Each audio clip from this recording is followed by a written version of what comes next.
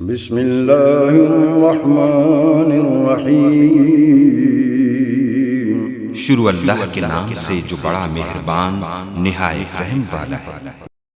انما حرم عليكم الميتة والدم ولحم الخنزير وما أهل به لغير الله فمن اضطر غير باغ ولا عاد فلا إثم عليه ان اللہ غفور رحیم۔ تم پر مردہ اور بہا ہوا خون اور سور کا گوشت اور ہر وہ چیز جس پر اللہ کے سوا دوسروں کا نام پکارا گیا ہو حرام ہے، پھر جو مجبور ہو جائے اور وہ حد سے بڑھنے والا اور زیادتی کرنے والا نہ ہو، اس پر ان کے کھانے میں کوئی گناہ نہیں۔ اللہ تعالیٰ بخشش کرنے والا مہربان ہے۔ اور کوئی ایسی چیز نہ کھاؤ جس پر اللہ کے سوا کسی اور کا نام لیا گیا ہو۔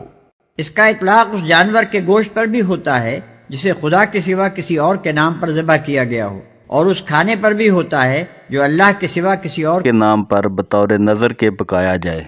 حقیقت یہ ہے کہ جانور ہو یا غلہ یا اور کوئی کھانے کی چیز، دراصل اس کا مالک اللہ تعالیٰ ہی ہے، اور اللہ ہی نے وہ چیز ہم کو عطا کی ہے، لہذا اعتراف نعمت یا صدقہ یا نذر و نیاز کے طور پر اگر کسی کا نام ان چیزوں پر لیا جا سکتا ہے تو وہ صرف اللہ ہی کا نام ہے۔ اس کے سوا کسی دوسرے کا نام لینا یہ معنی رکھتا ہے کہ ہم خدا کے بجائے یا خدا کے ساتھ اس کی بالاتری بھی تسلیم کر رہے ہیں اور اس کو بھی منعم سمجھتے ہیں۔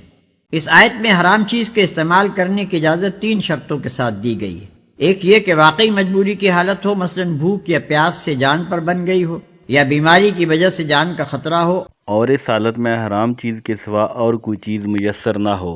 دوسرے یہ کہ خدا کے قانون کو توڑنے کی خواہش دل میں موجود نہ ہو۔ تیسرے یہ کہ ضرورت کی حد سے تجاوز نہ کیا جائے، مثلا حرام چیز کے چند لقمے یا چند قطرے یا چند گھونٹ اگر جان بچا سکتے ہوں تو ان سے زیادہ اس چیز کا استعمال نہ ہونے پائے۔